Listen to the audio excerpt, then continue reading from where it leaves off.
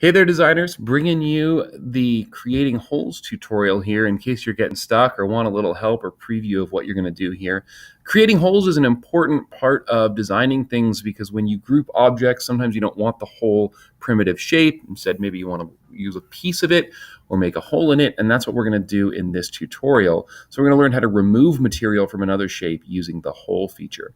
And we've got 4 steps we're going to work through here. In the very first one, it says it wants us to drag a blue polygon shape to the work plane and place it in the area outlined in orange. So over here on the right-hand side, here are our primitive shapes. I'm going to go and find that blue polygon. Hey, it looks like that. It's kind of neat. You can see the different shapes that you can work with. And there are some really cool ones. We'll show you some more of those in a later tutorial. But I'm going to go ahead and click and drag and bring that polygon out here. And it says to place it in the area outlined in orange. So we're going to go ahead and do that. I like to spin around and zoom in on this one a little bit. So I'm going to right click. If I want to rotate, I'm going to use the scroll wheel to scroll and zoom in. And I'm going to press Shift and hold down my right click in order to move the camera over to the left. That gives me a much clearer view. If this menu area is ever in your way, you can click this little drop down arrow and get rid of it. And I'm going to go ahead and move that in now, like that. So now I've lined those things up. Did you know you can change any shape into a hole tool? Yep, you sure can. We select the polygon by left clicking it and then select the hole option in the inspector window near the upper right corner of the editor window. So here's my inspector window here. And instead of having that blue polygon be a solid object, I can now make it be a hole.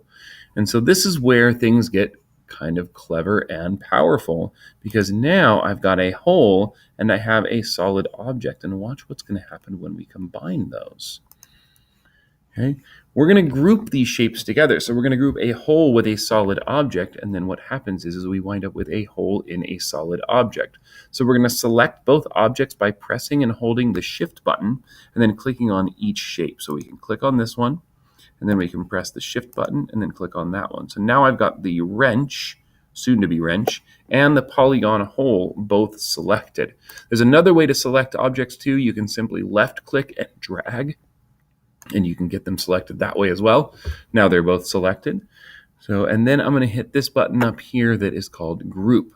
So when I group those together, watch what happens. This is pretty darn cool. Bam, there we go. So in a second here, if I click away, watch. That hole is being made and rendered in that object.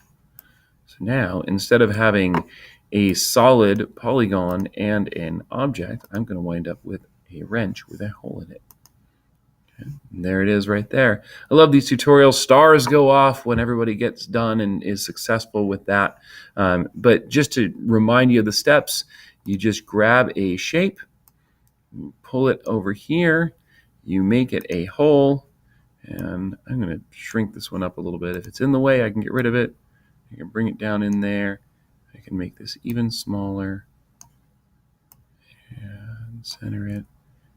And now, simply grab those objects and we group them. So when you group a hole and a solid object, you wind up with a hole in a solid object.